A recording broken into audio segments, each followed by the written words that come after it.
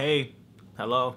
I suck at intros. What is going on, everybody, and welcome back to my channel. So if you didn't already know this, I was in fact arrested at the age of 8 years old. Now, I made a video about this already about a year ago. If you want to know why I got locked up and the outcome of that situation, go ahead and click right here once again. Watch that video, but come back. Actually, watch that video after this one. Stay. In that video, I went over why I got locked up in the general experience, but I didn't go too in depth with the experience. But in this here video, I'm going to be giving you guys a more in-depth version of that. So there I was, handcuffed in the back of a police car at the age of 8 years old. Mind-blowing, right? Think back to when you were 8 years old. What were you doing? Were you in the back of a police car on your way to juvenile? If you answered yes, congratulations. You and I both have similar fucked up childhoods. That was a bad year for me. I was crying a lot. My brother, which at the time was 15 years old, he was actually in the police car with me as well, only he wasn't crying. He was just chilling with his head on the window. I'm like, why ain't you crying, man? It felt like I was in the back of that police car forever. Some time passes and we finally arrived to the juvenile detention center. I remember the police officer getting out of the car, opening up my door, getting me out the car, and I walked inside alongside my brother. I vividly remember we walked through 2 sets of doors, then we take a right, and then we take an immediate left, and we're waiting in like this all glass waiting cell. They take the handcuffs off and they put me and my brother in this cell together. Nobody else, just us. So I'm sitting there flipping out. My brother's like, it's gonna be okay, we're gonna be out of here soon, don't worry about it. I pretty much cried myself to sleep. There were no benches, there were no chairs in there, it was just a carpeted floor. I laid down, then my brother laid down beside me, and next thing I know, I'm asleep. I don't know how long I was asleep for. I just remember a cop banging on the door telling us to stand up and put our hands behind our back and face the opposite direction. 2 cops come in and put handcuffs back on us. So at this point, they're basically getting ready to process us, and I don't really remember this part that much because I was sitting down handcuffed and my brother was basically talking for me. I remember my brother telling me just to be quiet, don't talk to anybody, don't say anything, just let me do all the talking for you. At the age of 8 years old, I'm incapable of thinking anything other than the fact that I just want to go home. Where's mom? That's all I could think about. Honestly, looking back, it makes me a little emotional, but I also get kind of upset because I didn't really commit a terrible crime. Like, I was 8 years old, man. Like, I know I looked 13, maybe 14. I know I had a mustache at the age of 8, but still, like, I was 8 years old. I'm not trying to make this emotional, but as an 8-year-old, it was just traumatizing. I mean, it happened 14 years ago. I'm way over that now, but it's still, it's real, man. They take me into this little room and there was 3 people sitting in front of me at a table. Kind of like you're on American Idol. There was like 3 judges there and you're in front of them. There was 1 girl and 2 guys. The guy in the middle tells me to strip. And when he said those words, that's when it really set in, like, I'm not going home. I just stood there and I started to cry and he told me to be quiet and strip. Thinking back, man, that shit's not right. I was a fucking kid, dude. I started to strip down and I was just so embarrassed. I felt so violated. So there I was standing there, I was covering myself up and the guy in the middle told me to spread my arms apart. So I had my arms spread out and he told me to turn around and bend over and spread my cheeks apart, and like, I know that's procedure, but it's just traumatizing, man. It really is. Going through that at such a young age, So I did what he told me to do, and the girl got up and came and picked up all my clothes and put them in this baggie, and she handed me some dusty, crusty, tighty-whities and a brown jumpsuit. And then the 3rd guy that was sitting there got up and took me to the shower. No curtains on him, the guy watched me shower. It was like a 2-minute shower, then he gave me a towel, dry it off, and I had to put on the clothes that they gave me. Now, throughout the strip process and throughout the shower process, I was no longer with my brother. The way juvenile is set up is that they split you up in your age group. So like, because he was 7 years older than me, they were gonna put a 15-year-old around 8 to 12-year-olds, and vice versa, and understandably so. This officer then takes me to this library and I remember talking to a counselor. Long story short, he just got me acclimated with where I was gonna be at, my area, and juvenile. All I wanted to do at that time was just call my mom, and I asked him and he told me no, calls between this hour and this hour, and it was just traumatizing, man. I mean, I don't know how else to put it, but traumatizing. Throughout my time spent in juvenile, I was in the 8 to 12-year-old range group, and it was weird. We didn't have any individual cells, so we didn't have a cell shared with somebody else. Like, they put us in this open room, like a really big open room, almost like a gymnasium. The cop that was in this area told us all to line up. There was maybe like 15 to 20 of us. I really don't know, but there was quite a few. And they gave us like an inch-thick blue mattress. Not even a mattress, it was like a wrestling mat. 1 pillow and a scratchy-ass blanket. They called lights out. I don't even know what time it was at this point, but they said lights out, which means everybody get ready for bed. And I remember setting my mattress down, sitting down, and looking over to my right, like diagonally, and seeing this window, and there was a weight room. And there was a group of people in that weight room. And I remember seeing my brother, and that broke me down so much. I'm supposed to be playing Game of War, but this one player keeps kicking my ass. Is it the Legend 27? Yeah! This video is kind of serious, so I had to make you laugh a little bit or chuckle or be like, what? Back to juvie! So now we're on to the next day. It was breakfast time, and I remember them giving me a box of Fruit Loops with milk. They would actually get mad at you if you didn't eat. I'm pretty sure it's because we were kids, because I know that they don't care if you're older. Eat or not, you want to starve, go ahead.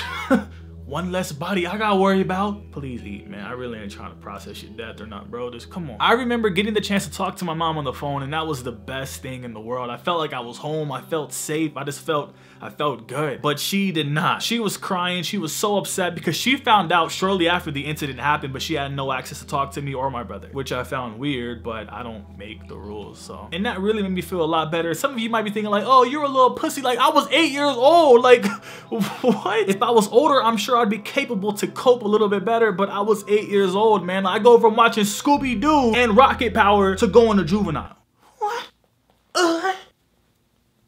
After the conversation, I was talking to my counselor, and he told me that I wouldn't be ready for court until Monday. Not that I wouldn't be ready, but they couldn't get me in until Monday because it was the weekend. At that point, I'm like, you mean to tell me I gotta spend 2 more days in here? I'm missing all my Nickelodeon shows, Drake and Josh, Rocket Power. I gotta eat this stale ass bread and bologna and this stale ass box of cereal. How dare you?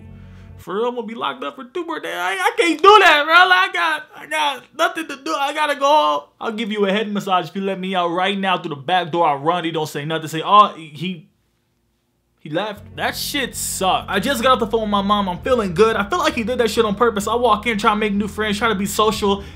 I get to leave soon. You gotta stay 2 more days. Huh? 2 more? I gotta stay 2 more days? You gotta work here for the rest of your life. What are you talking about? Me too. You gotta be here every day. For real, 2 more days, man. Come on, bro. I was a little chubby too, so I was like, is this fat camp? Like, is you trying to make me lose weight? Like, I'm not eating none of this shit that y'all got. Like, what are you trying to do to me, man? Like, I don't understand it. I sound like Kim Kardashian. Like, I gotta stop this shit, man. But, you know, I'm trying. You know that I care. You know that I try. You know, like, 2 more days, bro. Really? Come on, man. A weekend. I can do it. I can do it. Not a problem. Can I talk to my brother just one time? One time for the one time. Head massage, you know you want to let me do. So I did in fact make a couple of friends, and I heard some of their stories, and I'm like, I'm locked. You try to stab your mom. You lit your house on fire. I'm locked up for spray paint. Some of these kids that I talked to have been in there for months. So I started to make light out of this dark situation. I was like, if they can do it for this long, then I can do it too, sucker. It's a competition now.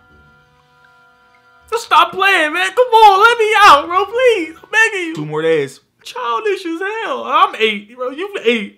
-3, you 5, bro. 8 minus 3 is 5. -3 is 2. 2 more days. Why are you doing this to me, man? You got an arson right here. You got an attempted murderer right here, man. I spray painted a tree, bro. Like, are you a vegetarian or something? Like what I do? Like, I was in juvenile for 4 days total, and the last 2 days, I heard so many crazy stories from these other inmates that were my age or a little bit older. It was like YouTube story times, but real life, and not as bougie and dumb as shit. The shoe fits, wear it.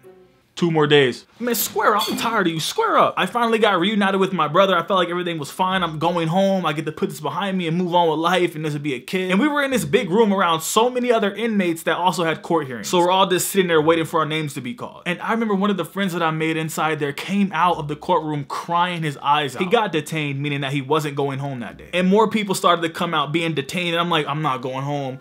I'm gonna be here. Oh my God. And I found out the craziest thing too, like once you're detained, like they have to stick a Q-tip up your pee hole for some reason. I don't know why. Some inmate told me that. He said it happened to him, and he said it hurt so damn bad. Me and my brother's name got called. We went to the courtroom, and I see my mom, and I see my dad, I see my sister. I was like, I started to feel good. I had shackles on. Like I felt like a real criminal, man. Like this was not good for my mind at the time. Long story short, the judge asked me, do I plead guilty or not guilty? I didn't know what to say. I didn't know what that meant. My mom hit me in the back. He said, not guilty. And I got so scared because the judge had his gavel and he hit it down. He said, ma'am, you cannot help him. If you help him again, we're going to hold you a contempt of court or something, and I'll be getting detained. My mom quickly apologized, and I said, not guilty. Like this was the $1 million question of who wants to be a millionaire. Not guilty. I remember so vividly, the judge looked at me and said, we're gonna drop your charges. You were at the wrong place at the wrong time. And he said sorry to me. Apology not accepted. I mean, at the time, thank you so much for letting me go home right now, but I don't like you. Unless you're Judge Judy,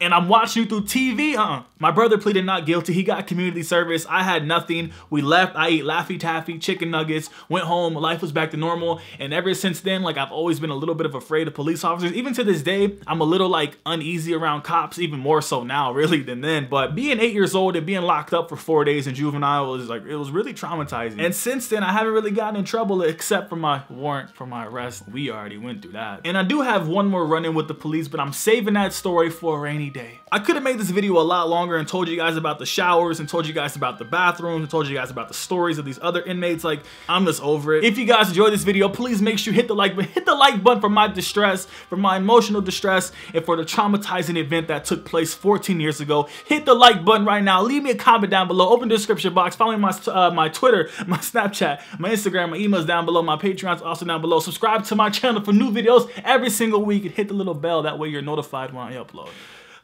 Breathe. Thank you guys so much for your support. You guys are seriously killing it. I love you guys so much, man. Thank you so much. Oh wait, my vlog channel is also down below. I'm doing vlogs. I've been doing vlogs. I've done it for like over a year now, but like I started to get back into it, so vlog channel's in the description box below. So until my next upload, remember, I'm only here to save your Mondays and occasionally other days very soon.